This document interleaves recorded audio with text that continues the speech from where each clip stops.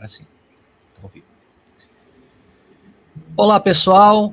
Boa noite a todos. Está começando mais uma live do Minuto Notícia, o ponto ou vírgula, a live semanal do Minuto Notícia que acontece toda segunda-feira, agora aqui pelo nosso Facebook do portal Minuto Notícia. Eu sou Marcelo Moya e junto comigo aqui também jornalista e editor do Minuto Notícia, Carlos Rodrigues, e hoje com a nossa convidada especial, Vanessa Cachone, que daqui a pouquinho a gente vai ter oportunidade de fazer as devidas apresentações, né?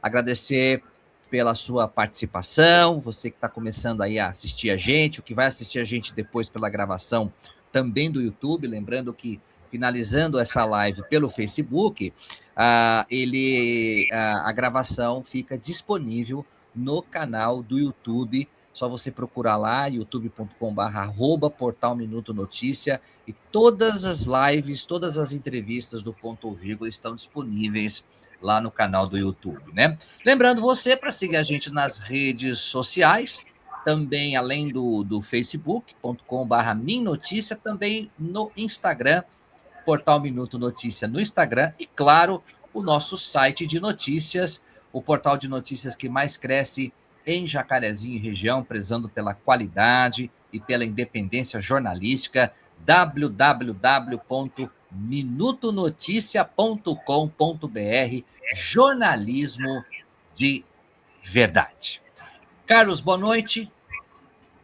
Marcelo, boa noite. Boa noite para você, boa noite para toda a nossa audiência. Boa noite, Vanessa. Boa noite. Pois é, Carlos, estou apresentando para você aqui, para todos os nossos telespectadores, a nossa querida Vanessa Cachone, que tem uma trajetória marcada pela fé, pela educação, pelo serviço ao próximo, é uma educadora que tem se destacado por sua ampla atuação no campo pedagógico e também missionário. Ela é filha, irmã, sobrinha, esposa de pastor, sua história é profundamente ligada à vida ministerial, desde a infância na Igreja Metodista. Pé Vermelho, natural de Londrina, no norte do Paraná, ela se mudou ainda criança para Rondônia, após o seu pai aceitar ali um desafio missionário, né? Anos depois retorna para o Paraná, onde se estabeleceu novamente em Londrina e veio conhecer seu esposo, o reverendo Dauro, né, pastor da Igreja Metodista aqui de Jacarezinho, e ao longo dos anos acumulou uma sólida formação acadêmica e uma grande experiência profissional. A Vanessa é formada em magistério, bom e velho magistério, né, Vanessa? Eu também, lembro minha mãe, aliás, eu fui na formatura da minha mãe do magistério, hein? Quem diria? Minha esposa também. Também formada em pedagogia, atuou por mais de 2 décadas em sala de aula. Há 14 anos, a Vanessa se dedica à psicopedagogia, que é uma área na qual ela construiu uma carreira voltada para o atendimento de crianças com dificuldades de aprendizagem. A Vanessa também é especialista, Carlos, em análise do comportamento aplicada, tá? Bem conhecida, mais popularmente conhecida como método ABA, além de possuir formação em neurociência, desenvolvimento humano e comportamento. Ela trabalha principalmente com crianças atípicas e neurodivergentes. Ela vai explicar um pouquinho para a gente daqui a pouco sobre isso também. Seu atendimento abrange pessoas com transtornos de aprendizagem e dificuldades cognitivas em geral. Dado curioso, além da atuação profissional com o público infantil, a Vanessa também já desenvolveu trabalhos com idosos, é isso mesmo, com foco na estimulação cognitiva. Entre os casos atendidos, destacam-se aí pessoas diagnosticadas com Alzheimer e pacientes em processo de recuperação após acidente vascular cerebral, AVC, com resultados positivos na reabilitação da memória. Paralelamente à carreira, mãe, esposa, também exerce o papel ativo na Igreja Metodista aqui de Jacarezinho, onde ela coordena um trabalho distrital com crianças aqui na região do Norte Pioneiro, além de participar de iniciativas voltadas a esposas de ministros, de pastores metodistas, né? Então, o compromisso, além da educação, segue também com a missão cristã, né? Ela, em agosto, ela vai poder falar um pouco sobre isso, essa experiência, essa expectativa. Ela vai participar pela 3ª vez do desafio missionário no barco hospital da Igreja Metodista lá em Manaus. Durante esta ação, ela vai poder contribuir com a formação de professores e atividades voltadas às crianças, além de apoiar as diversas demandas do projeto. Bom, sem mais delongas, Vanessa, seja muito bem-vinda, obrigado por aceitar. E sem contar, claro, que ela está iniciando um projeto um grande desafio aqui em Jacarezinho, que é a clínica Desenvolver Mais. Ela vai poder falar também sobre isso para a gente, né? Uma clínica multidisciplinar, com a presença aí de profissionais de várias áreas terapêuticas, uma sinergia ali, num trabalho muito colaborativo, cooperativo, reunindo diversos profissionais da cidade e da região. A clínica já está em pleno funcionamento aqui em Jacarezinho, a clínica Desenvolver Mais. Vanessa, boa noite, obrigado, seja muito bem-vindo. Boa noite, sou eu que agradeço. Boa noite, Carlos, boa noite, Marcelo, boa noite a todos que nos escutam. É um prazer estar com vocês. E Marcelo falou um pouquinho da minha trajetória, né? Já viajei de norte a sul, já morei, né? De norte a sul do país, literalmente. E a gente tem um pouquinho de experiência aí para compartilhar. Muita experiência, hein, Vanessa? Muita experiência.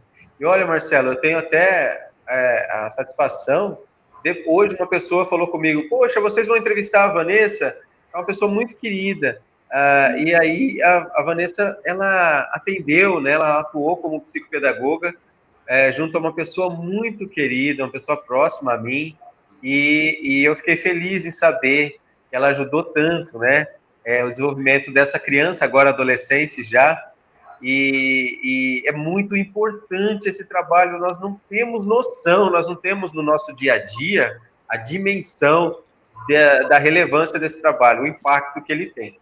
Só confirma se vocês estão me ouvindo bem, se o áudio está chegando legal, beleza? Tudo certinho, estamos te ouvindo direitinho, Carlos. Legal.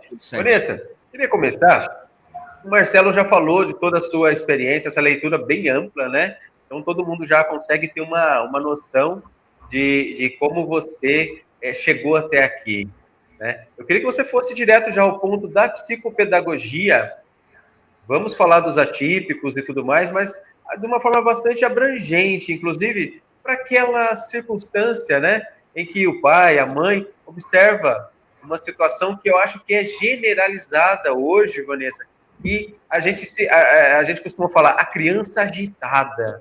A criança tem muita energia. E a nossa sociedade mudou muito, né, Marcelo? A maneira como nós ocupamos nosso tempo, tanto os adultos quanto as crianças, mudou demais. E é tudo muito novo. Então, quando a gente diz, olha, a criança está muito agitada, a criança tem muita energia, e aí, de repente, isso não está sendo trabalhado de uma maneira tão assertiva, aí a gente se depara com a indisciplina, a gente se depara com algumas dificuldades no dia a dia. Eu queria que você falasse sobre a importância da psicopedagogia e por que ela é tão necessária e para quem ela é necessária, já que parece que todo mundo está sentindo uma certa dificuldade nesse processo de... me corrija. Não, Marcelo, nesse processo de controle, sabe? De organização da rotina da criança, de adequação ali do seu dia a dia para ficar tudo bem, todo mundo ficar feliz. Recente eu comecei a fazer alguns vídeos para postar no meu Instagram pessoal mesmo, e a gente compartilha alguma coisa no da clínica também, a pedido de uma mãe. Ela falou assim para mim: Vanessa, a cada sessão você nos orienta, mas eu penso que mais mães precisam conhecer isso, porque eu vejo na minha casa, na minha família, minhas amigas têm muita dificuldade em lidar com os filhos.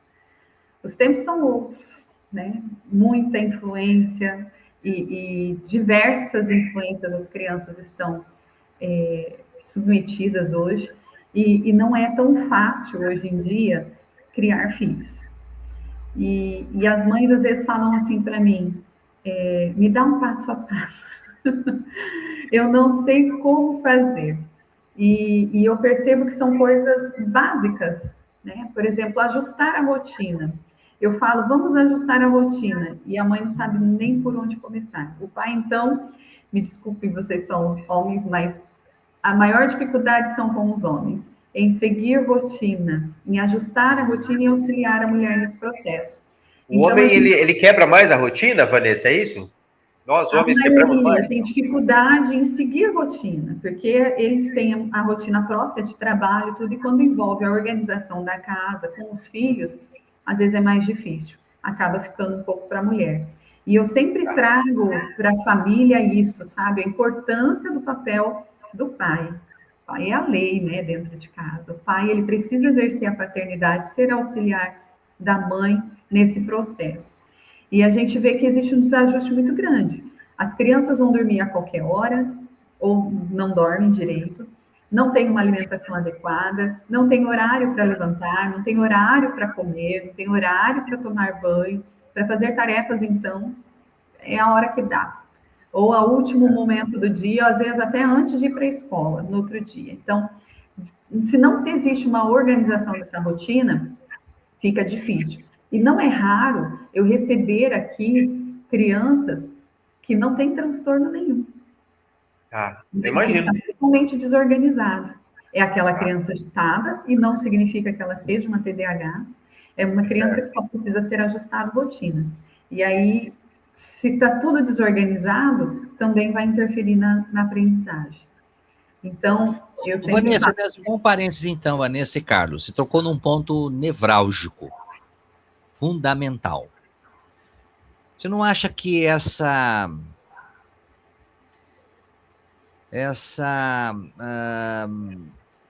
esse mercado psicopatológico, o diagnóstico, está um pouco popularizado demais, está virando uma certa modinha? Eu me inspiro muito numa fala de John Knox, né? Deus, dá-me a Escócia ou eu morro. Hoje em dia a oração do transtornado é: ó Deus, dá-me um diagnóstico ou eu morro, porque todo mundo tem um, eu não tenho nenhum. Eu acho que hoje essa coisa está um pouco muito popularizada e que tudo... Industrializada, Marcelo. Pasteurizada, acho que tudo é diagnóstico. Você está falando uma coisa importante. Olha, nem sempre o seu filho ele necessariamente está diagnosticado com algum tipo de patologia, de patologia, mas falta limite, falta rotina, falta afeto. Queria que você explorasse um pouquinho essa questão. Você falou da rotina, acho que o limite também é importante. E se normalmente é comum para você receber pais assim que ficam, de certa maneira, ansiosos para que se descubra alguma coisa. Meu filho tem algo, meu filho tem transtorno disso, meu filho tem transtorno daquilo, quando muitas vezes, e eu falo isso exatamente até em respeito ao diagnóstico, porque ele é extremamente importante, sério, né? Não é brincadeira, e se um diagnóstico for feito de modo correto, por bons profissionais, habilitados e competentes, né? Não é só consulta dar um Google para saber, né? E às vezes até acaba por essa popularização do diagnóstico, de certa maneira, ela acaba, de certa forma, até atrapalhando, né? O diagnóstico sério, correto, né? O uso adequado feito por os testes adequados feitos pelos profissionais. Eu queria que você explorasse um pouco isso, né? Não é raro eu perder paciente por conta disso. Isso, que se você chegar no pai e na mãe, não frustra, às vezes, o seu filho não tem nada disso, TOD, ou tem autismo, ou coisa parecida. O filho precisa de afeto e precisa de rotina.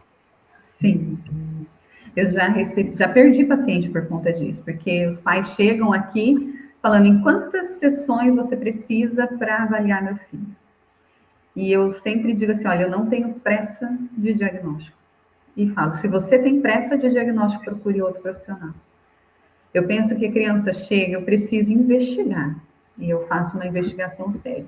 A gente geralmente fala que é de 6 a 10 sessões para fazer a avaliação completa, mas isso também pode variar bastante dependendo do indivíduo, né? Porque cada um tem uma velocidade. A gente aplica testes, mas não é só isso.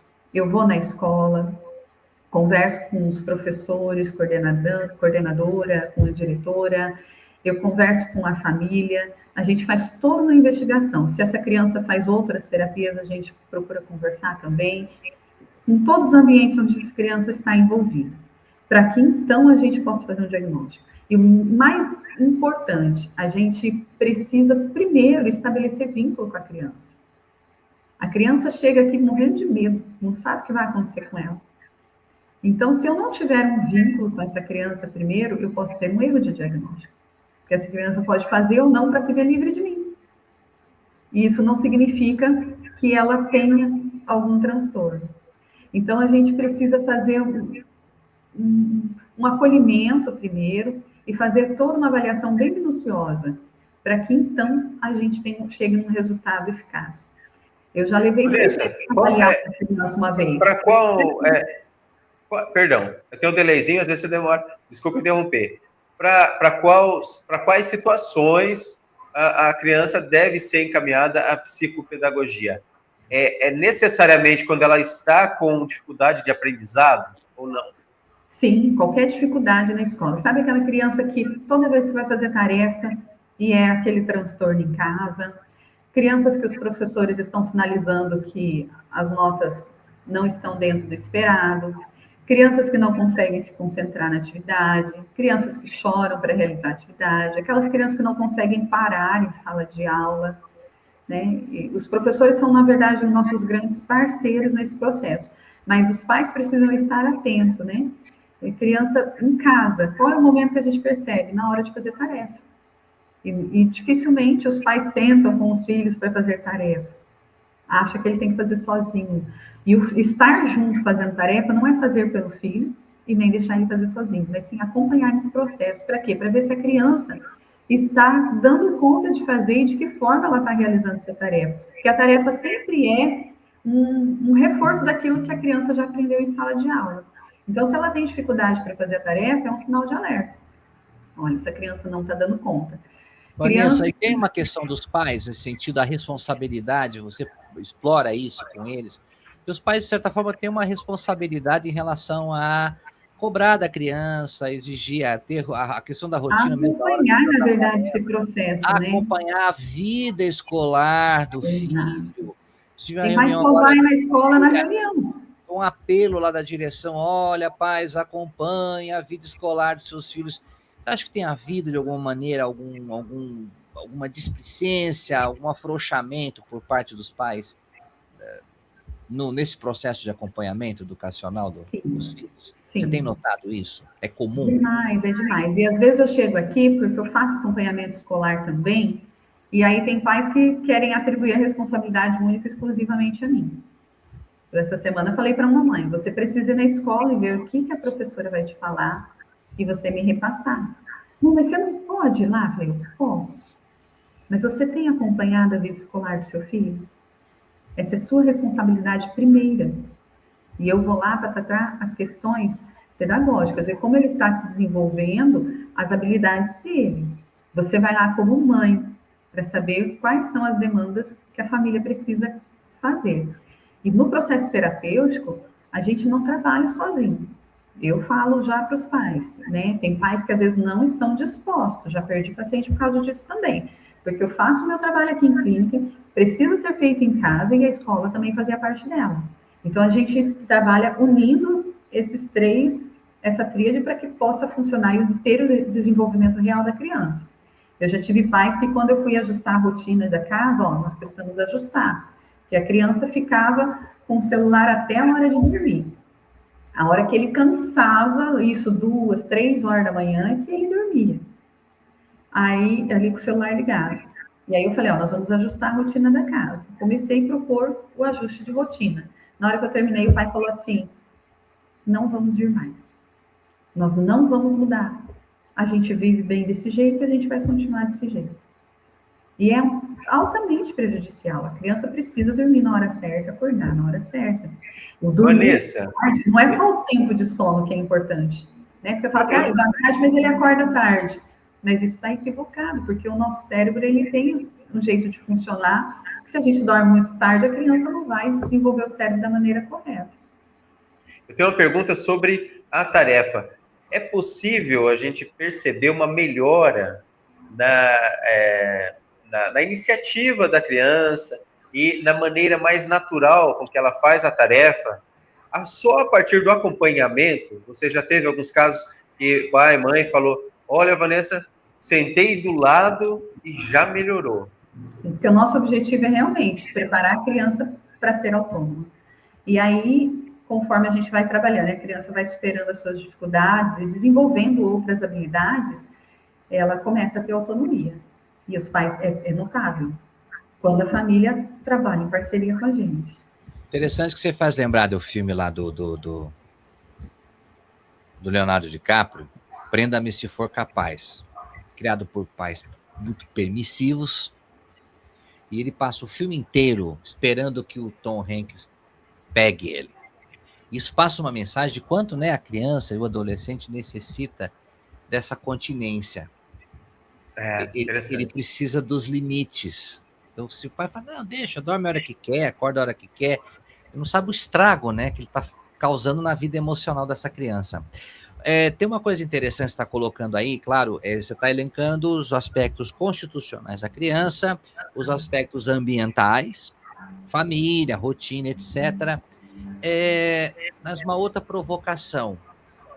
Você acha que, de alguma maneira, mudou muito em termos de método na transmissão do ensino, e que isso, de alguma maneira, você acha que passa por esse crivo também? Você acredita que talvez a questão, a escola também tem um grau de responsabilidade na questão de metodologia, na questão da dinâmica? A gente vem de uma outra escola, eu fui alfabetizado com caminho suave ainda, né? Essa coisa mais construtivista, você acha que isso pode ter interferido também, de alguma maneira, direto ou indiretamente, na dificuldade da aprendizagem da criança, na falta desse continente, ou nessa permissividade que tomou conta? Será que ela também não resvala também no ambiente escolar? Sem dúvida. Hoje acho que existe uma má interpretação das propostas pedagógicas. E cada professor faz o que quer. E aí todos falam que estão fazendo a mesma coisa, mas na verdade não é. Porque existem salas que se desenvolvem e outras que não. Então isso depende muito de como o professor trabalha, se ele realmente está preparado ou se não. Eu gosto de uma educadora que diz,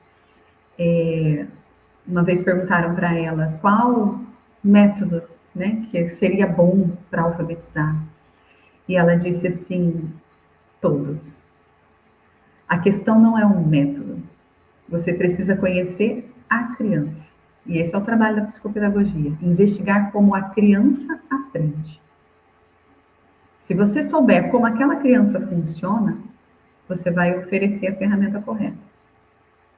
O problema é que, às vezes, o professor chega em sala de aula e só quer fazer a aula dele como ele sempre fez. Tem professores, e eu já fui professora há muito tempo, e conheci colegas que pegavam o planejamento do ano anterior para só passar limpo no outro caderno e aplicar de novo. E não é assim. Nós temos 20, 30 crianças diferentes a cada ano. E elas são diferentes. Você precisa entender, cada uma tem suas necessidades, vem com uma bagagem, e aí não tem como você pegar e enfiar goela abaixo alguma coisa. Você precisa entender. Você se refere a algo pasteurizado, muito padronizado? Exatamente.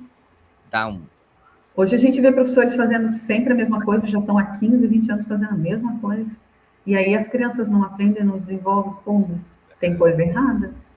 Eu acho inadmissível a gente não parar e se analisar. Porque, para mim, uma turma, as turmas que eu pegava tinha dificuldade, eu precisava desenvolver todos. Esse era o meu objetivo. Se eu estava ensinando de uma forma e tinha ali 10, 30 10, 20 que entendia, mas tinha um que não, eu precisava rever a minha forma de ensinar. De que forma eu vou explicar que aquele um entenda o que eu estou querendo. Eu não admitia que 10, 20 alcançasse o resultado e um não. Por que ele não está alcançando? Então, vou lá puxar ele. E aí eu começava a ver como aquela criança funcionava, para que a gente pudesse. E isso foi o que me motivou aí para a psicopedagogia. Eu precisava entender melhor sobre o ser humano, como o ser humano funciona, para que a gente pudesse desenvolver. E hoje, eu também acredito muito, a gente precisa desenvolver vínculos. A criança, se ela tem medo do professor, por exemplo, ela não vai se desenvolver plenamente. Ela vai estar sempre ali apreensiva. Vai sempre estar esperando o que vai acontecer agora. Será que a professora vai gritar? Será que ela vai me deixar de castigo? Será que vai isso? E eu vejo muitas crianças. Eu recebi aqui o ano passado 5 crianças que não tinham transtorno nenhum, tinha trauma de uma professora específica aqui. E isso é muito sério para mim. Nossa, a gente não está desenvolvendo a criança porque ela tem traumas.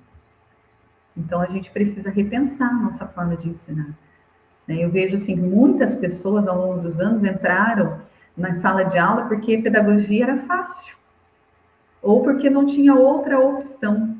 Vou fazer pedagogia mesmo. E não tinha vocação para aquilo, não tinha amor pela profissão.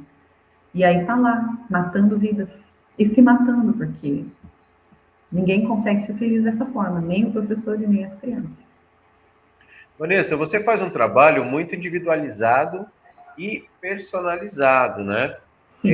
Aí o Marcelo chamou de provocação e eu vou fazer uma provocação também. O professor, ele vive um verdadeiro drama, né? Com algumas turmas muito cheias, muito lotadas, e a gente ouve uma TV, né? Uma abordagem até que o pessoal faz em rede social, mas que eu vejo um certo sentido, apesar dela ser meio rasa. A escola, ela existe para ensinar as ciências, né? As ciências da natureza, as linguagens, né? Ela não existe para trabalhar a melhora de determinados comportamentos sob a perspectiva social, da sociabilidade, né? Ou seja, a educação, ela vem de casa, né? O professor, às vezes, se depara com uma sala muito grande, né? Muita gente, muita criança, cada uma de um universo diferente. Elas, evidentemente, estão ali, têm a necessidade de aceitação, de grupo, aquela coisa toda, a formação das tribos, né? E a tendência, às vezes, é os que são mais complicados, às vezes, puxar aqueles que seriam tecnicamente mais dispostos ao aprendizado, puxa para bagunça. E o professor se depara com uma situação extremamente complexa. Eu não sei se tem método que dá conta, né? O que você diria para esse profissional que está assistindo a gente agora e está dizendo assim, mas para a Vanessa é fácil, porque ela pega uma criança por vez. Eu vou dizer, venha fazer o curso comigo de Raba na escola. Existe sim como contornar, como a gente trabalhar e modelar o comportamento de uma turma. Já peguei turmas bem difíceis, passaria aqui um bom tempo falando sobre as turmas que peguei, e é possível a gente transformar uma realidade. Eu falo que o professor ele tem poder de transformar para o bem ou para o mal. Agora, se ele tiver como foco a transformação de vidas, é possível sim. E a análise do comportamento nos auxilia bastante nesse sentido. Existem técnicas, existem maneiras de modelar o comportamento. O comportamento, ele nunca vem do nada. É sempre uma forma do indivíduo comunicar alguma coisa que está incomodando. Isso não, a gente fala assim, a gente pensa que é para autista, não é. Não é só para autista, é para qualquer pessoa. Eu falo que até o meu casamento melhorou depois que eu estudei análise do comportamento aplicado.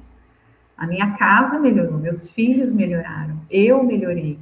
Porque a gente começa a aplicar os princípios da análise do comportamento e o relacionamento melhora significativamente. Então, utilizando alguns processos da análise do comportamento, é possível, sim, modelar qualquer comportamento. Mesmo no coletivo. Então, eu acho que abre um parêntese aí interessante. Eu vi recentemente um debate dessa discussão semântica de educar ou ensinar. A escola educa ou a escola ensina? Porque a crítica que era feita é exatamente assim. A família imagina um cenário, né? Desova um filho na escola e cabe à escola educar. Existe também uma linha ideológica que crê nisso, dessa maneira, que cabe à escola e ao Estado educar e não à família. Esse debate também ele foi amplamente discutido alguns tempos atrás, né? A quem que eu sempre fiz, Marcelo. A família ou ao Estado, né? A escola. Para você, o que você pensa a respeito da função da escola? A função da escola é educar, a função da escola é ensinar, ou na sua visão educar e ensinar é a mesma coisa? Ou se não for, o que distingue uma coisa da outra? Eu sempre fiz assim. Inclusive, a última turma que eu lecionei era uma turma bem delicada. E eu cheguei a assumir, acho que mais ou menos no mês de abril, se não me falha a memória, e já tinha passado 3 professores por essa turma e abandonaram o PSS porque não deram conta. E quando eu cheguei na escola, o diretor falou assim para mim: ai, tomara que você consiga ficar, porque já passou 3 por aqui. Mas, ó, fica tranquilo, hoje você só vai conhecer a turma. Você tem uma professora que ela está preparada para dar aula, ela vai dar aula, você só observa. Amanhã você começa a dar aula. E assim eu fiz, só observei. Aquela professora, por 4 horas, deu aula, ela achou que estava dando aula, e aquelas crianças na maior baderna mesmo. Pulava em cima da mesa, gritava, xingava, se insultava, ria, zombava dela, e uns dos outros, e foi um caos. E eu fui para casa pensando o que eu ia fazer. Então, eu cheguei no dia seguinte com algumas propostas para eles. E era uma turma do terceiro ano, com 25 alunos, e somente 7 estavam alfabetizados. Então, eu fui no que eu achava que eles iam, e eu apostei certo. Falei, quem aqui sabe ler e escrever? Os 7 levantaram a mão. E vocês querem aprender mais? Sim, eram interessados. E dos outros falei assim, e quem aqui tem o desejo de aprender a ler e escrever? Todos os outros levantaram as mãos. Falei, e eu posso ajudar vocês. Mas para isso acontecer, a gente vai precisar fazer alguns combinados. Então, fiz os famosos combinados com a turma.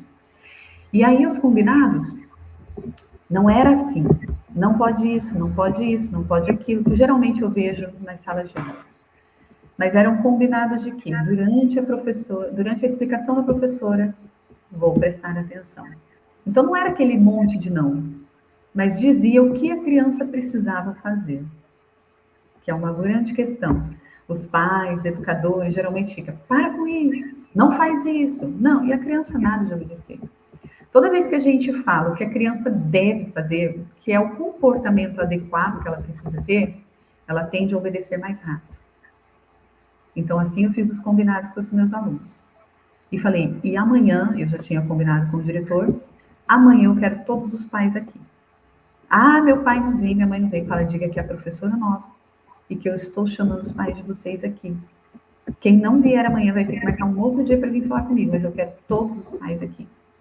O diretor falou que eu era louca, mas combinou comigo, concordou comigo de fazer. E ele participou comigo na reunião. No dia seguinte estavam todos os pais. Estava todo mundo curioso para saber quem era a professora nova, doida, que tinha conseguido fazer a turma prestar atenção um dia. E aí eu falei para os pais dos combinados que eu fiz com eles, mas que eu contava com a ajuda deles, porque eu precisava que eles cobrassem dos filhos todos que esses combinados fossem cumpridos ao longo do ano. E aí eu falei que em troca disso eu ia entregar os filhos deles alfabetizados. E não foi fácil, foi um ano difícil, mas eu tinha todos os pais comigo.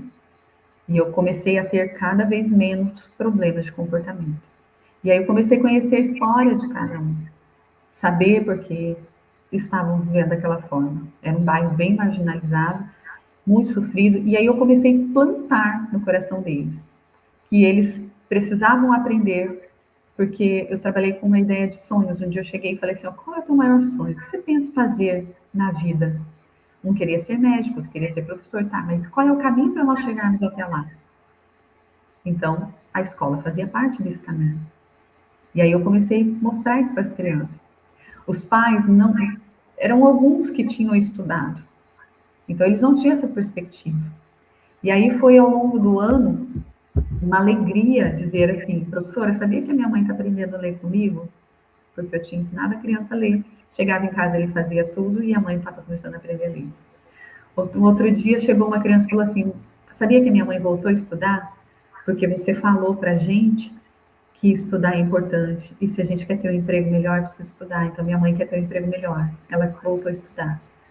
Então, eu plantei sonhos não só no coração das crianças, mas também naquelas famílias que vinham conversar comigo e que a gente foi modelando o comportamento dessas crianças. E comecei a ensinar, eu mandava bilhetes instrutivos para casa, né, de como os pais deveriam agir, e realmente ensinando como educar os filhos. E aí eu dizia para eles o que era aceitável e o que não era. Cada comportamento que era inadequado, eu dizia, ó, nós vamos passar o ano inteiro juntos. Então, não é aceitável esse tipo de comportamento, porque você está ferindo o limite do outro. Então, nós Vanessa, você precisamos... está tocando num ponto interessante. Antes, porém, Carlos, Vanessa, o Vandercy Cassione, mandando um abraço, dizendo aqui, olha, É ótima minha mãe. transmissão. É quem? É minha mãe. A sua mãe, a Vandercy, então, um abraço, obrigado pela audiência. E o Diogo Moya, esse é meu irmão, tá lá em Curitiba, tá lá com a família acompanhando aqui, pauta muito boa, grande abraço. Legal, meu irmão também ouvindo a gente está sendo aí acompanhado de várias outras regiões. Você está sempre, eu estou notando que é praticamente impossível pensar a escola separado dessa relação com a família, né? Eu acho impossível. Tem Eu como acho que a família é o ponto principal aí. o Winnicott, o grande psicanalista, pediatra, dona de Winnicott, tem um livro sensacional, tem ali chamado Tudo Começa em Casa. Esse livro é fantástico. Tudo começa em casa, né? E um outro também sobre a construção emocional da criança na família. Mas é interessante essa relação da participação da família, quer dizer, acaba sempre resvalando na família. Mas eu queria, com a sua experiência, percorrendo escolas aqui da região, né, Cambará, né, também, o Paraná, antes para a gente agilizar, Carlos, para já entrar no tema do autismo, que acho que é um tema que vai interessar muita gente. O Paraná tem ano a ano publicado dados, não só o Paraná, o próprio IBGE também, né, os dados educacionais são importantes até para a questão das verbas, Banco Mundial, a gente já sabe disso, né? Mas, e sempre, com exceção da cidade de Joaquim Távora é um caso surreal, é um caso à parte, é um caso sui generis, porque Joaquim Távora está sempre figurando entre as principais cidades do Paraná, esteve em primeiro lugar, inclusive, em IDEB, né? E agora, recentemente, o governo do Paraná reuniu lá secretários de município em Foz do Iguaçu e apresentou dados ali em relação aos progressos, processos da educação primária, educação básica, né? E apresentou ali, Carlos, os índices. E ainda o Norte Pioneiro aparece entre os índices mais precários.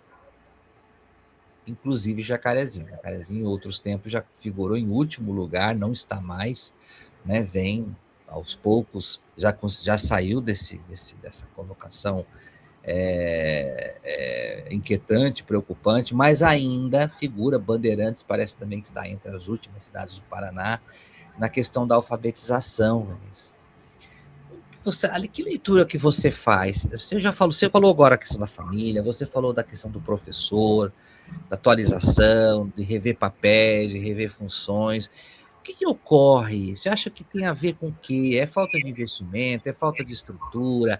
Tem a ver com metodologia? É o método utilizado? É esse professor que precisa ser...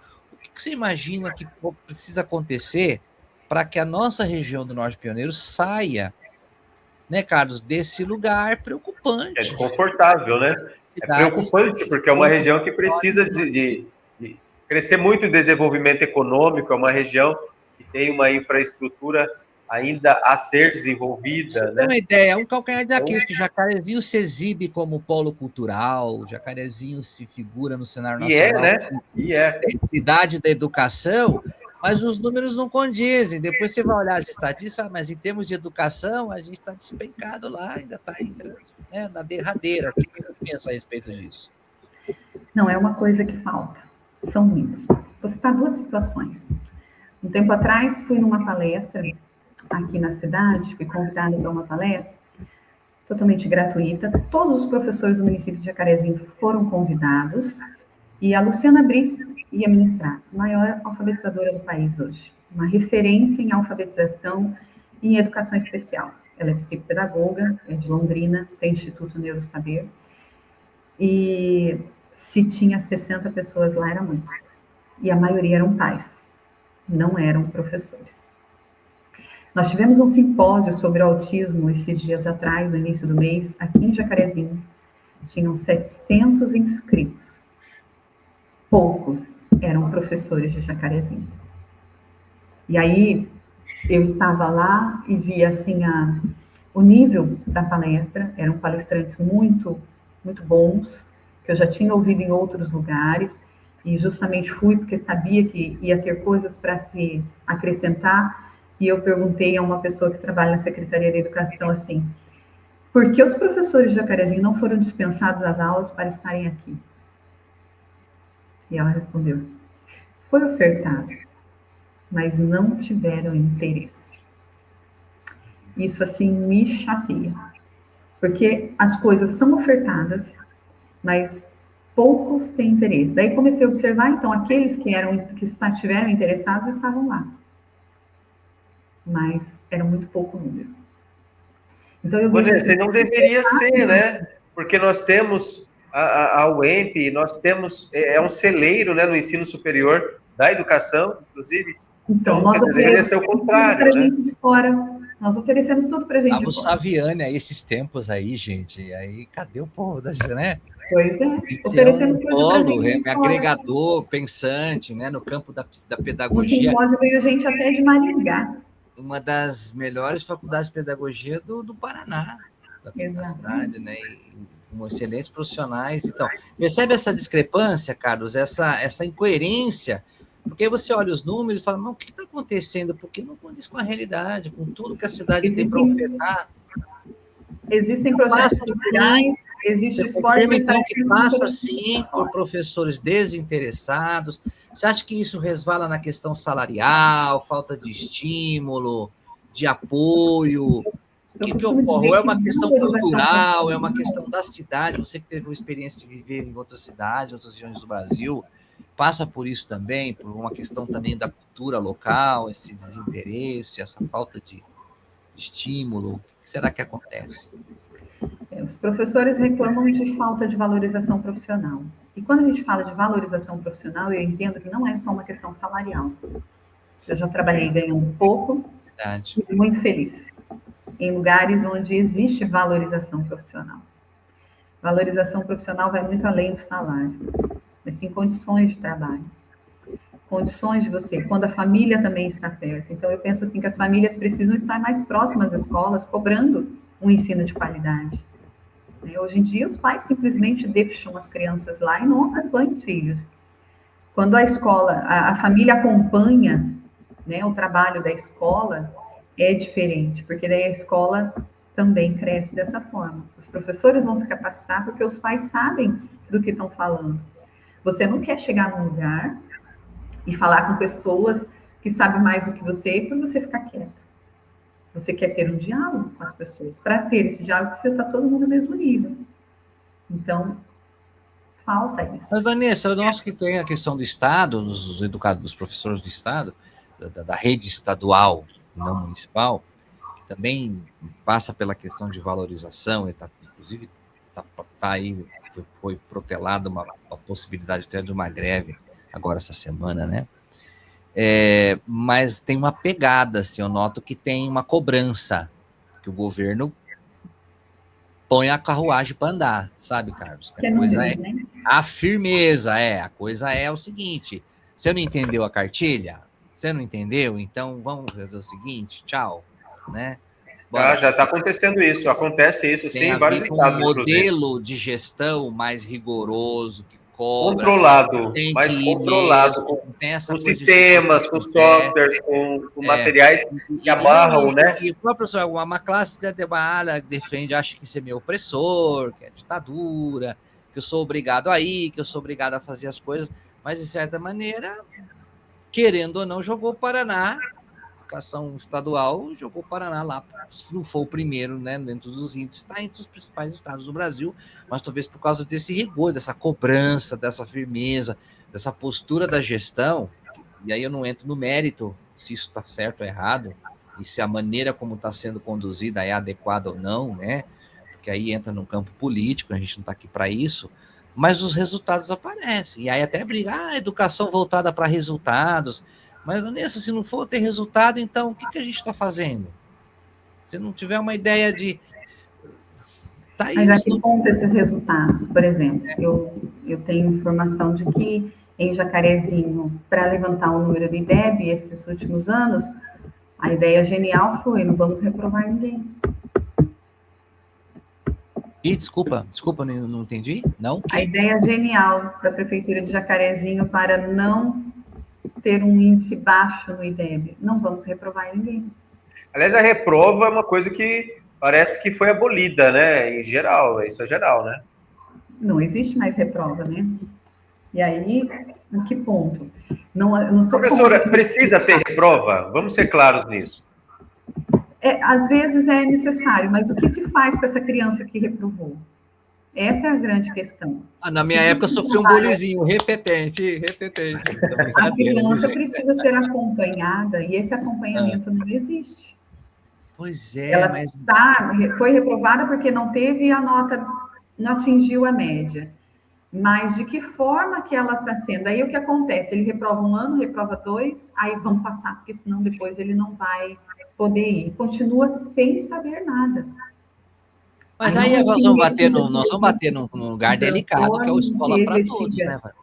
Não se investiga se tem um transtorno, não se investiga se ele tem uma dificuldade, qual é o motivo pelo qual ele não consegue atingir a média. Entendi. Simplesmente... Quer dizer, falta o olhar individualizado, quer dizer, então, vamos ver se eu entendi seu raciocínio.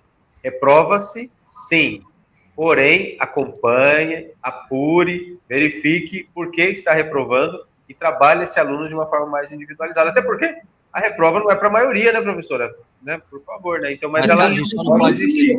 Veja só. Se o ensino fosse bem estruturado, esse acompanhamento já existiria.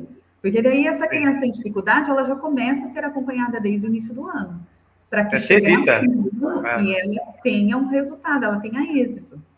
Talvez ela não chegue na nota máxima, mas ela chega ali na média, porque ela foi acompanhada, suas dificuldades. Mas muito disso também por pressão dos dados internacionais, né? O Banco Mundial com aquela proposta dos recursos com base nos critérios de aprovação em cada país, né? O Brasil, e tudo começou com aquela ideia escola para todos. A coisa foi, porque antigamente o filho do carpinteiro dizia, pai, eu não quero estudar, eu quero ter uma profissão de mecânico, o senhor...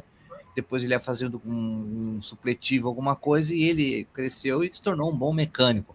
Eu não estou dando mérito a isso, veja bem, mas tinha uma outra dinâmica com a própria família. Você não quer estudar, então você vai trabalhar. Não era assim? Aprendi o ofício, você vai aprender um ofício, vai trabalhar, porque eu não quero criar filho vagabundo, não sei o que, então você... A sociedade parece que não aceita mais essa questão, né, do bom trabalhador operacional. Parece que todo mundo tem que ser gerente, todo mundo tem que ser gestor de alguma coisa, ninguém pode ser operacional mais, porque seria humilhação.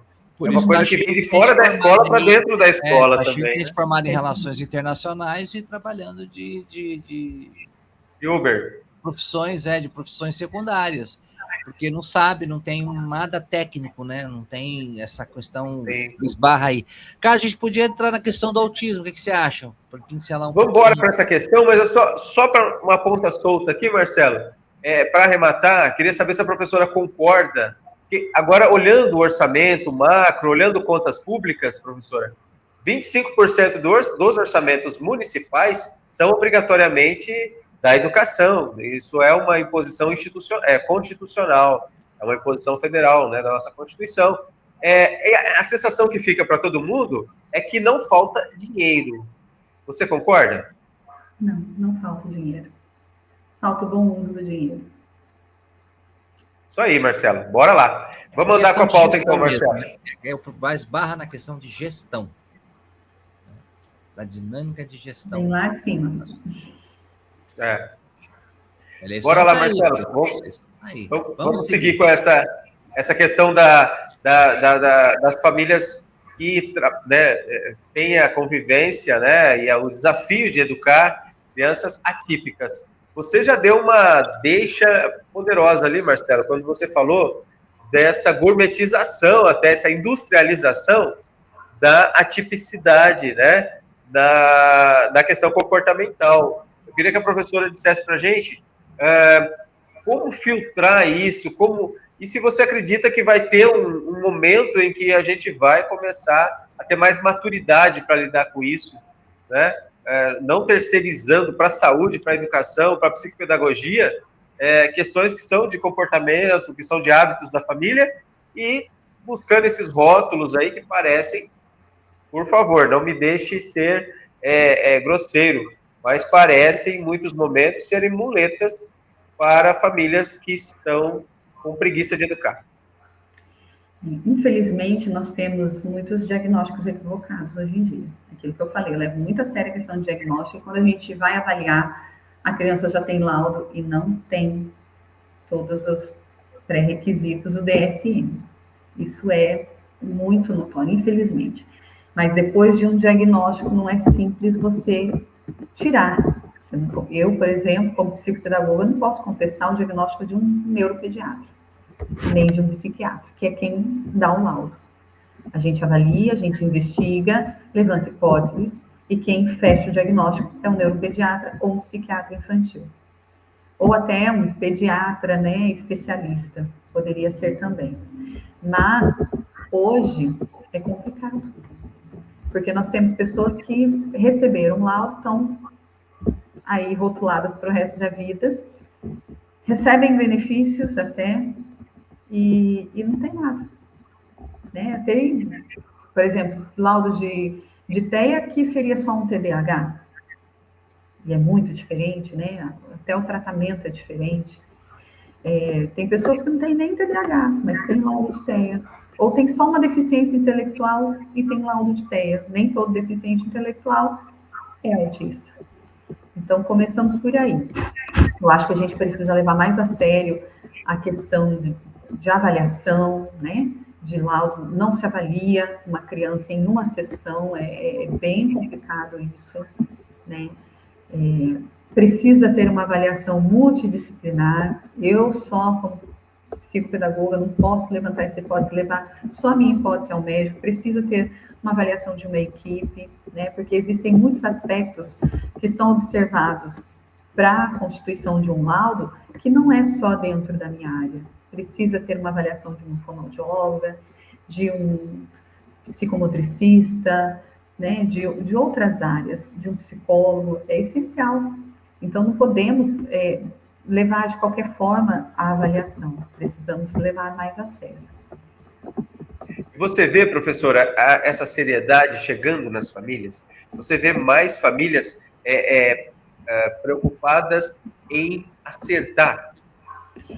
Temos os dois tipos de famílias, né? As que querem acertar, que querem saber o que a criança tem, até para poder desenvolvê-la, para poder ajudá-la, mas existem pessoas que estão só interessadas em receber benefício. Desde que foi designado um benefício para a criança autista, tem famílias que querem. Eu já atendi crianças que não têm autismo, sinceridade, não tem, mas que a família recebe benefício.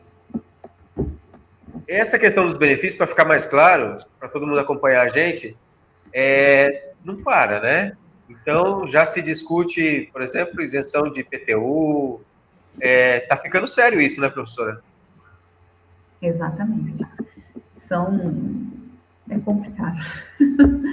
Mas hoje, o que tem sido feito? E as pessoas estão criticando muito. Está sendo criadas casas do autista.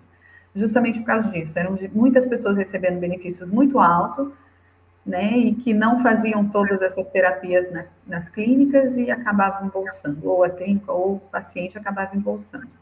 Então, agora está mudando um pouco, indo para as casas do autista. Que daí o recurso é destinado ali, a criança realmente faz a terapia, tem o acompanhamento necessário e acaba saindo até mais barato. Vamos aumentar a polêmica, então. Vamos aumentar a polêmica um pouquinho, Marcelo. Há também aí um interesse evidente no mercado profissional também, que não para de crescer, me parece.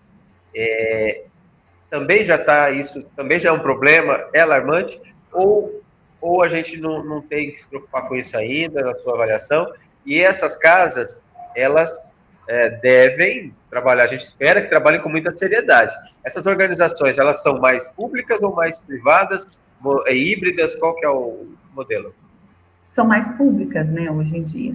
Existem, né, algumas ONGs, mas a maioria é pública.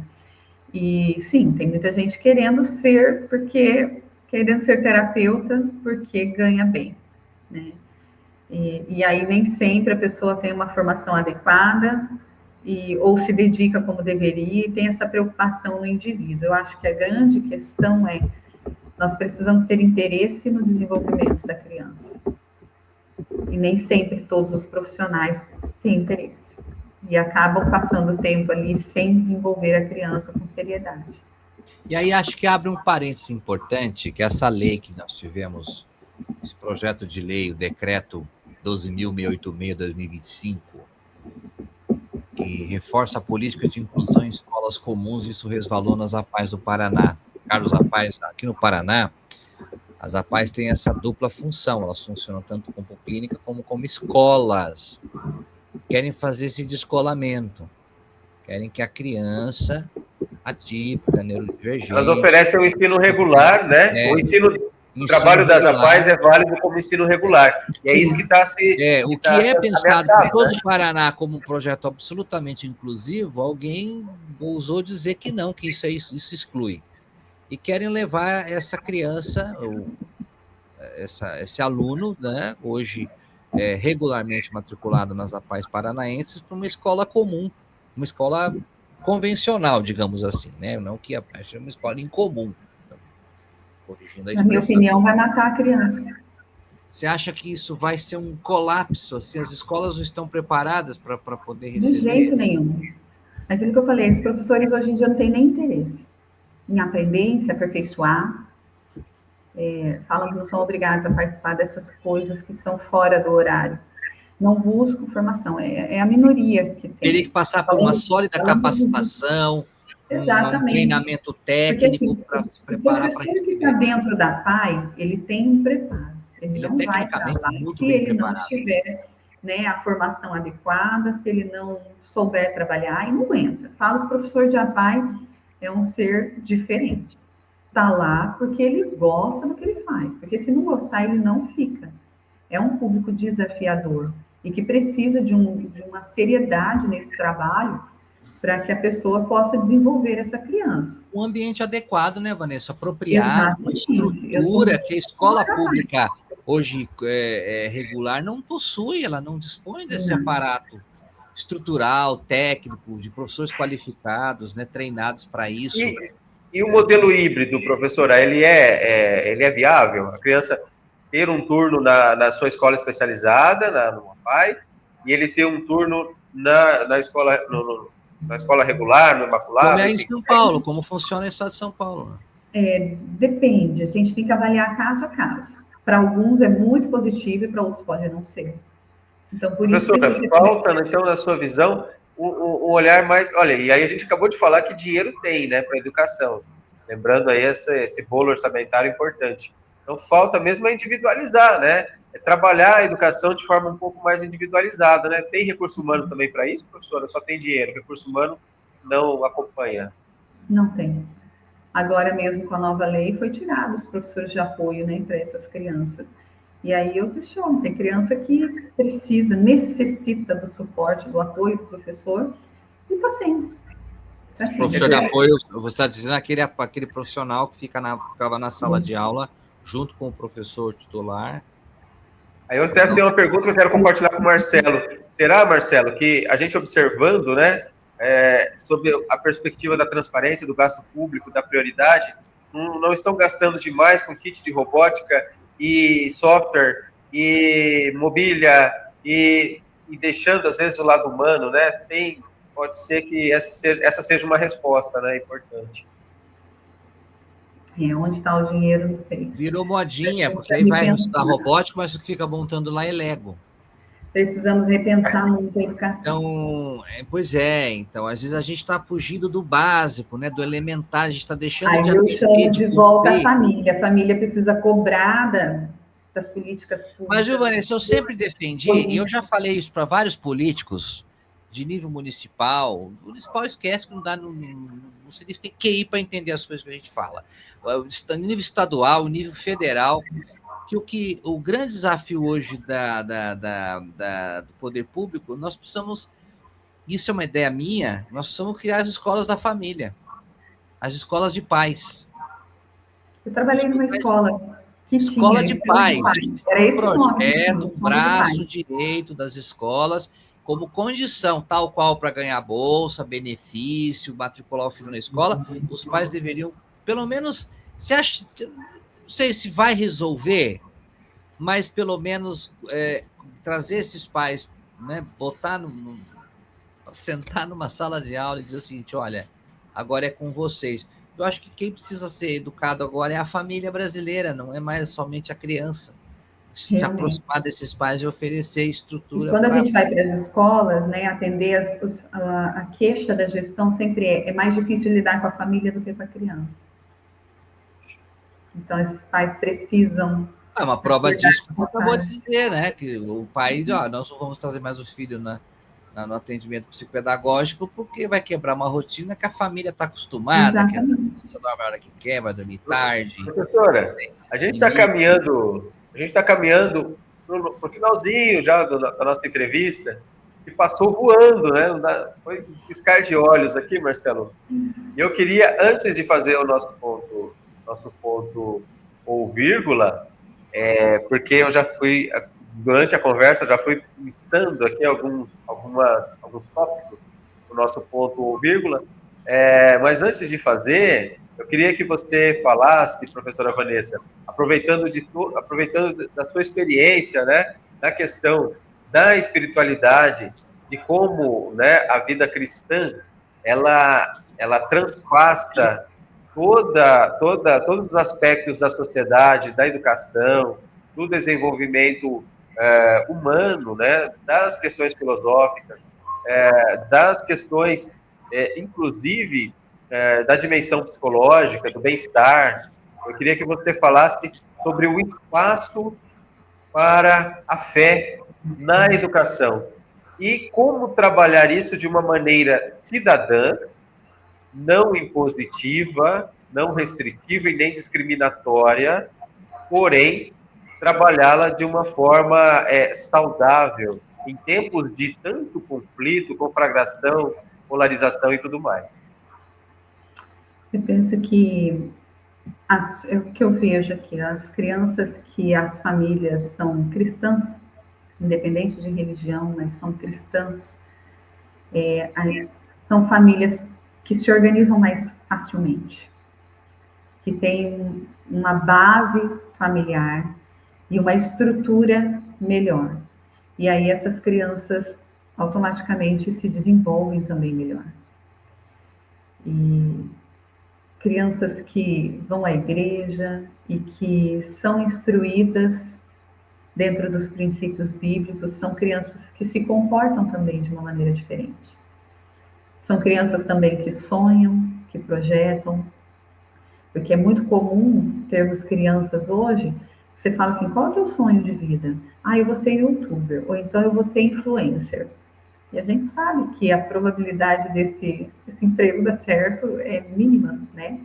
E já as crianças que são ensinadas dentro da igreja, elas têm uma perspectiva de vida muito maior, porque estão sendo ensinadas em caminhos diferentes, né? São ensinadas a pensar, são ensinadas a imaginar, a sonhar e a tudo mais, né? São crianças que têm uma base familiar e uma estrutura também melhor.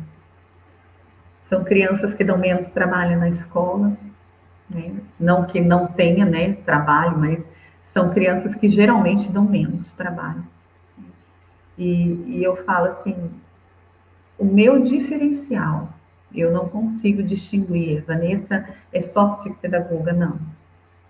Eu não separo, eu falo que o meu foco na vida é servir a Deus. E servindo as pessoas, eu sirvo a Deus.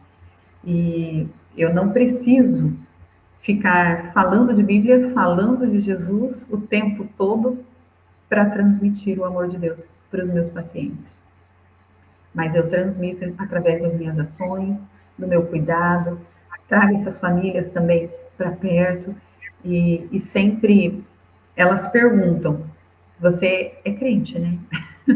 E eu nunca falo que sou. Quando perguntam, eu digo que sou.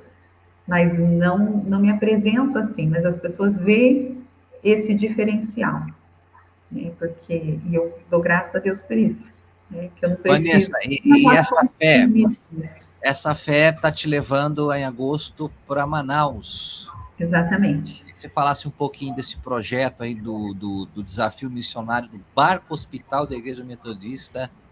O que é esse projeto? É o projeto Missão Amazônia. Nesse projeto nós temos um barco hospital, nós levamos atendimento médico, odontológico e distribuição de medicamento à região ribeirinha, ali de Manaus. Hoje são, não vou lembrar exatamente, mas são mais de 140, como que chama? Cidades ribeirinhas ali, comunidades ribeirinhas naquele local. E são comunidades muito carentes e não têm acesso a esse tipo de serviço durante o ano todo. O ano passado, uma região que nós chegamos, teve um senhor que falou, há 3 anos eu estou aqui esperando por um dentista. Meu Deus. Então, e a gente vai, e não é só isso que nós levamos, né? Nós sempre buscamos parcerias, porque o custo da nossa viagem não é barato, né? A gente que paga toda a nossa estadia no barco, toda a nossa despesa de alimentação no barco, pagamos a nossa passagem até lá. Então, nós contamos com parceiros para ajudar nessa ofertando mesmo, e a gente está fazendo também algumas ações. Esse ano eu não vou sozinha, os outros anos eu fui sozinha aqui do Paraná, mas desse ano eu não vou sozinha, tem um dentista aqui da minha igreja que vai comigo, e mais 3 pessoas de Santo Antônio que vão comigo. Então nós vamos em 5 aqui no Paraná, nos juntar com a equipe de Vilhena, em Rondônia, para junto, e vamos nos encontrar lá em Manaus, para atender essa comunidade. Eu especificamente vou para trabalhar com formação de professores, e para trabalhar com crianças. Eles, o ano passado, também falaram assim, que foi muito rica a formação que a gente fez, porque eles têm, né, o projeto de formação continuada, mas quando eles se reúnem, é mais instruções que eles recebem, e não a formação de qualidade, né, a formação em si, não que não tenha a qualidade que eles fazem lá, porque são professores, assim, muito bem preparados, mas que anseiam por ter, eu falo assim, que com os recursos que eles têm e o que eles fazem é fantástico. Porque o pouco eles transformam em muito. São pessoas, encontrei pessoas que estudam muito, que buscam muito conhecimento, que têm interesse nas crianças e que não têm acesso a tanta formação como a gente tem por aqui. Eles falam, nós temos acesso à internet, a maioria das comunidades tem, mas acesso a conteúdo de qualidade custa um preço. Isso, olha que interessante, né, Vanessa? Essa função social da igreja, cujo recurso não vem de Vorcaro, né? Para abrir mega tempo em shopping center. Muito bom. Vanessa, e aí você fala de uma Amazônia, viu, Carlos? Só para concluir o raciocínio, você fala de um lugar carente, onde, segundo dados do IPEA, tem 17 mil ONGs funcionando lá, hipoteticamente, subsidiadas pelo governo federal. Abrangendo a grande Amazônia, que foi Manaus, Pará, são 77 mil ONGs. Percebe a discrepância, Carlos? E aí vai a igreja metodista no seu barco, com recursos escassos, né, com uma mobilização nacional da denominação, para ela socorrer uma população que, hipoteticamente, desfruta de quase 17 mil ONGs, segundo dados do IPEA, nutridas pelos recursos públicos. Onde vai parar tudo isso? E o povo lá ainda continua sofrendo, continua morrendo, continua precisando de remédio, precisando de educação. Então, percebe essa inversão de valores, né? Eu quis fazer esse recorte para que as pessoas que estão assistindo a gente entendam isso. A igreja vai lá, vai doutrinar a população. Não vai doutrinar, vai cumprir um buraco, uma função que o Estado, por incompetência ou por corrupção, sei lá pelo quê, não está cumprindo, apesar de que na fachada está lá, tem ONG para tudo quanto é coisa e recurso, transborda de recursos públicos, e você não vê isso aparecer em termos concretos. E aí a igreja precisa ir lá fazer esse papel e cumprir essa função social, né? Meu pai é o líder do nosso grupo. E aí ele diz sempre uma coisa: nós vamos lá levar o amor de Deus. Se for necessário, a gente vai falar alguma coisa. Sim. Francisco de Assis doutrinando. Ele diz sempre, nós vamos lá servir. Preciso prática, né, Vanessa? E arrematando isso que o Marcelo falou, é a falta de seriedade dos órgãos de controle do próprio Tribunal de Contas da União, dos conselhos no seu âmbito federal. Cada área de atuação social, educacional, de saúde tem o seu conselho federal, tem os seus órgãos de controle, que deveria estar mais atento ao que essas ONGs estão fazendo, né? E a sociedade precisa ter um olhar inteligente para isso, viu, Marcelo? Jamais generalizar o trabalho do terceiro setor, discriminar toda e qualquer organização social, e também observar que sim, existem aquelas que se aproveitam da situação. Olha, Carlos, Vanessa, Olívia Barrichello de Castro, será que é assim que pronuncia mesmo? Barrichello. Estou assistindo aqui a Vanessa, também Vânia Cachone, é o que sua? Vânia Cachone é minha tia, Olívia é lá de Vilhena. Excelente entrevista, parabéns a todos. Aí o pessoal lá de Rondônia também ligadaço na gente aqui no Minuto Notícias. Já estou curtindo aqui, Marcelo, já estou curtindo geral aqui. Que legal. Muito bom.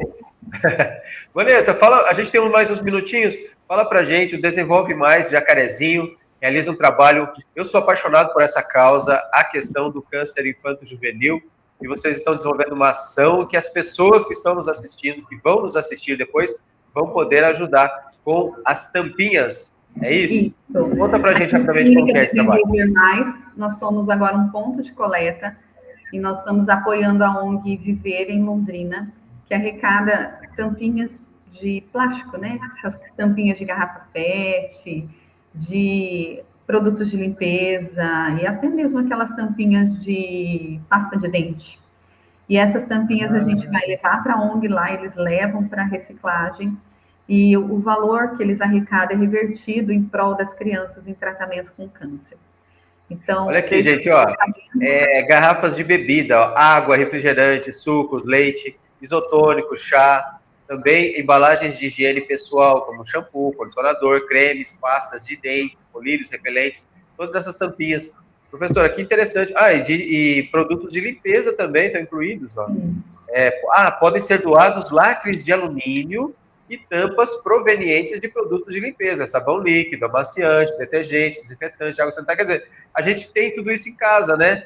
Então, exatamente, não só juntar, é só guardar, né? Joga no lixo, então vamos começar a juntar, trazer aqui para a clínica, e aí nós temos a pessoa que vai levar até já que você falou da clínica, né, Carlos? Ela falou da clínica, que é o ponto de coleta, falar da clínica Desenvolver Mais, né, que está chegando em Jacarezinho. Você comentasse um pouquinho sobre esse novo desafio, esse projeto. O Dom Fernando Tadei, 1031, manda aí. Aliás, uma curiosidade, o Carlos, que é nativo de Jacarezinho, esses dias um colega jornalista teve a ousadia de dizer, vocês não são daqui, né? Eu falei, não, eu vim de lá. Eu brinquei para ele, eu falei assim, você é uma expressão bíblica. Eu estou aqui espiando a terra. Falei para ele. Ele parou de comer. Eu estou aqui espiando a terra. Não, você acha que eu sou da onde, né? Carlos, eu dedico horas e horas do meu dia a Jacarezinho, a ajudar a desenvolver a comunicação de Jacarezinho. Onde, né? A filha nasceu aqui e tudo, ó.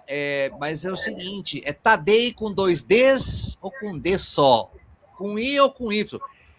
É a pergunta que não quer calar, porque o endereço da clínica Rua Dom Fernando Tadei 1031, né? E aí, vocês que estão aí nativos de Jacarezinho, porque o nome original do bispo mesmo, acho que é com 2 Ds, né? E com Y no final, é isso? Y. E 2 Ds. E 2 Ds. Tá errado aqui no site, Marcelo. Ó. Dom Fernando Tadei tá com I. Com I. Pois é. Porque estava escrito no Google Maps também está errado. Alô, aliás, deixa eu contar uma história bem rapidinho para nossa audiência, até para quebrar o gelo um pouquinho. Você sabe que eu morria de medo da Rua Dom Fernando Tadei? quando eu era criança, porque a minha mãe, olha, eu não sei, professora, me conta o que a minha mãe fez comigo, qual o estrago que ela fez na minha formação com essa história. Ela dizia, Marcelo Moya, olha a maldade, que se eu não dormisse logo, eu precisava dormir logo, porque à meia-noite passava um cortejo fúnebre. Na verdade, passavam todos, centenas de cortejos fúnebres por ano passavam na Dom Fernando Tadei, né?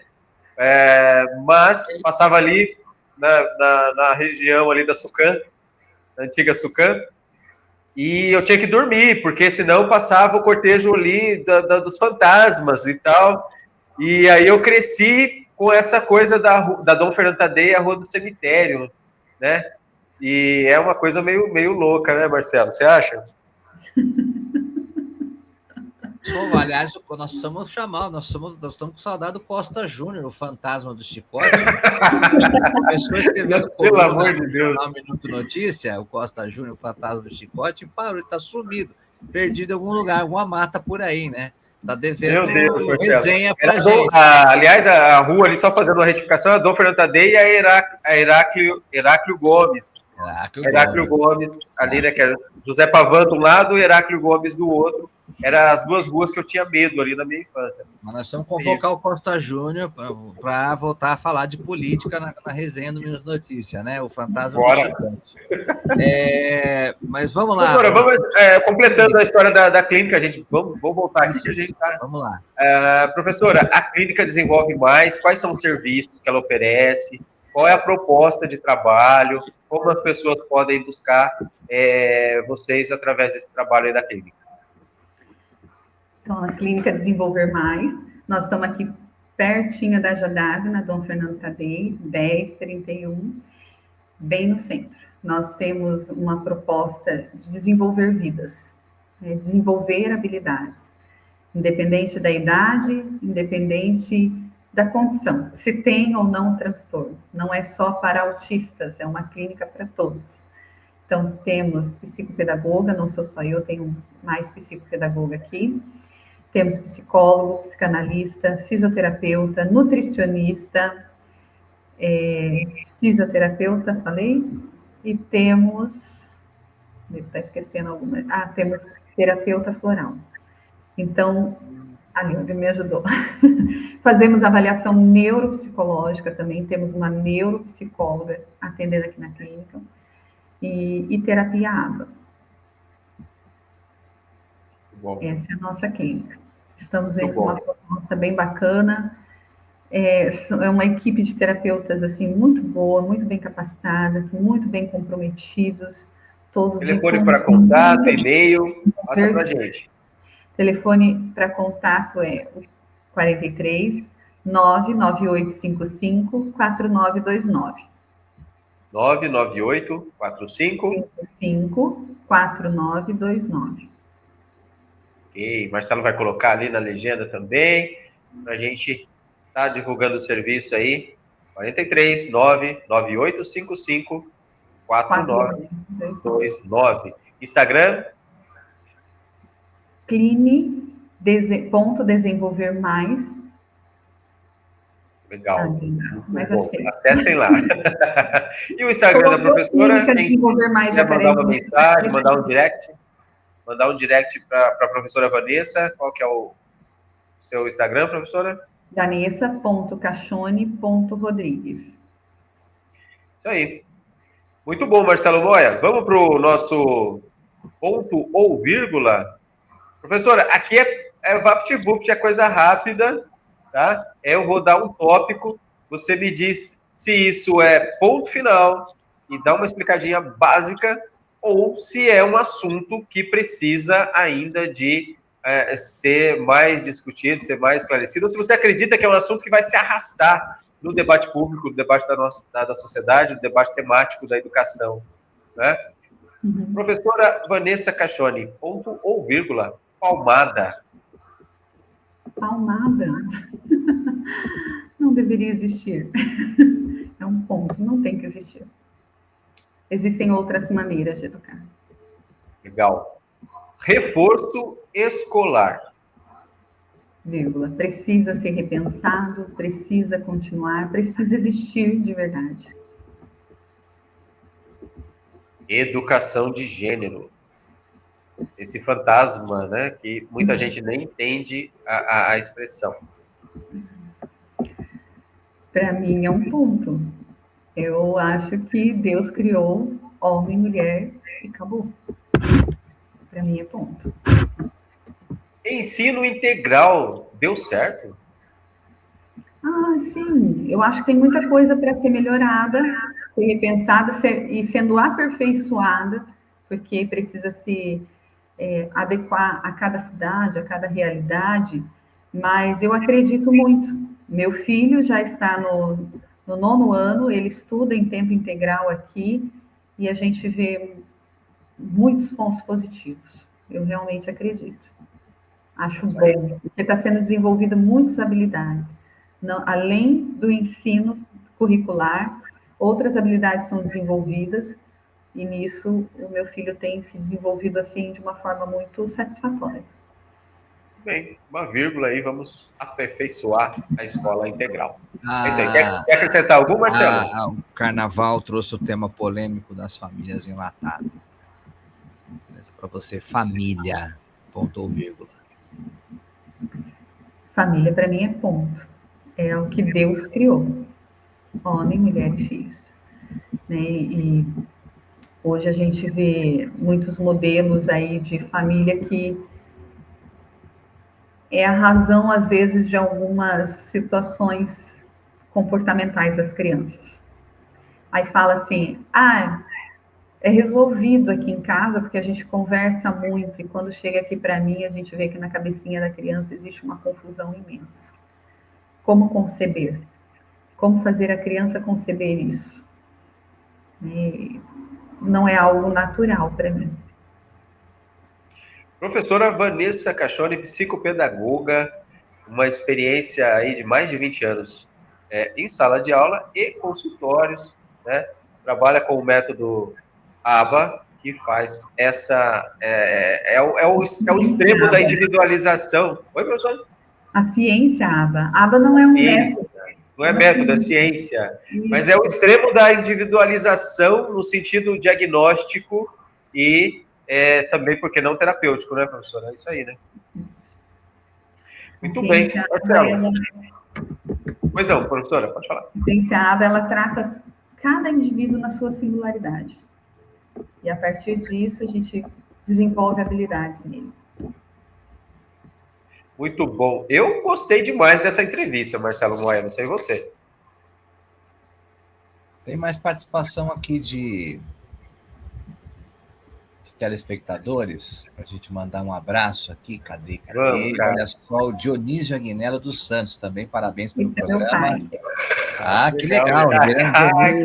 Família unida, gostei. Milena Rondônia, o paizão aí tá todo orgulhoso, né? Que legal. Bacana. Tá aqui na tela o endereço, né, da clínica, Desenvolver Mais, o Dr. Tadei com 2 Ds e Y no final, né? Número 1031, é isso mesmo? 4399-855-4929, você vê que tem mais informações aí sobre os atendimentos da clínica. Vanessa, obrigado. A gente sabe, né, Carlos, que não é fácil, imagina, para a Vanessa, com tantas missões, né, mãe, esposa, ajuda na ministério na igreja, né? Agora, né, dirige uma clínica, seus pacientes e tanta coisa, ainda conseguiu achar um tempinho na agenda, sempre tem, né, coração que não cabe, né? Generosidade, né, Marcelo? Do pastor, generosidade. Então, e sempre tem um espacinho no coração, na agenda, e dedicou, separou esse tempo para estar com a gente aqui. Muito obrigado, sucesso para você, seu projeto. O prazer foi meu. Em nome dele, né, dizer que o Minuto Notícia estará sempre aí com páginas abertas para acolher seus desafios e projetos, ok? E deixar para você as suas considerações finais, que mensagem você gostaria de deixar aí para os nossos telespectadores. Primeiro, obrigada a vocês por permitir estar aqui, esse foi um prazer, e dizer que a clínica vai estar sempre à disposição eu estarei também sempre à disposição. São assuntos que a gente foi pincelando hoje, mas a gente pode pegar um por um para poder esmiuçar, porque são assuntos vastos, né? Verdade. E dizer que a gente está aqui de portas abertas, né, para receber o público também. Há tantas pessoas que têm dúvidas, às vezes, né, sobre transtornos, sobre educação de filhos, e a gente está à disposição para caminhar junto. Bom, é isso aí, Marcelo. Muito bem, bora jantar, né? Vamos embora. E agradecer a audiência, né, Marcelo? A generosidade do entrevistado se expande na generosidade da audiência, porque segundona, né? Descansando e tal, o pessoal está aqui ouvindo a gente. E o que é legal, né, Carlos? Porque agora o programa fica gravado, amanhã vai estar disponível no YouTube, não deixa de acompanhar a gente lá, as entrevistas anteriores também estão todas lá, no youtube.com/Portal Minuto Notícia, para você ter acesso a todas as demais entrevistas. A da Vanessa também vai estar lá amanhã disponível. Aqui no Facebook ainda fica aí por um mês, a entrevista fica disponível aqui no Facebook, não deixa de curtir, seguir a gente também lá no Instagram, né? Portal Minuto Notícia. E, claro, no site oficial, né, do portal, www.minutonoticia.com.br, jornalismo de verdade, com mais qualidade, com mais independência, como tem que ser, né, a tarefa do jornalismo, tá bom? E agradecer você que esteve com a gente, né, que esteve com a gente agora ao vivo e que vai estar com a gente depois no conteúdo gravado, e convidar você para voltar na próxima segunda-feira. Estaremos aqui, né? Se ele assim soberanamente nos permitir, o nosso Papai do Céu, a gente vai estar de volta aqui mais uma live do Minuto Notícia com o ponto ou vírgula. Carlos, suas considerações? Marcelo, agradecer, né? Acho que a educação tem que ser discutida, tem que ser dialogada, tem que ser entendida, e nada melhor que trazer uma pessoa com a experiência da professora Vanessa Cachoni.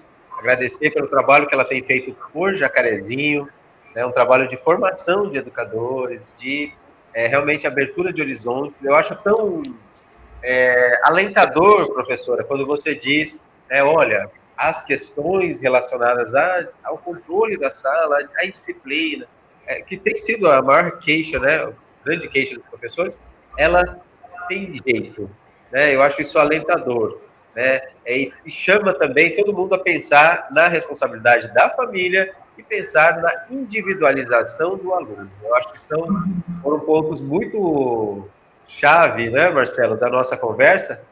Eu acho que a gente vai sair daqui mais maduros para essa discussão, quando se fala em educação. Obrigado pela generosidade, professora. Legal. Eu que agradeço. Valeu, gente. Ficamos por aqui e voltamos na próxima segunda. Tchau. Valeu! Tchau.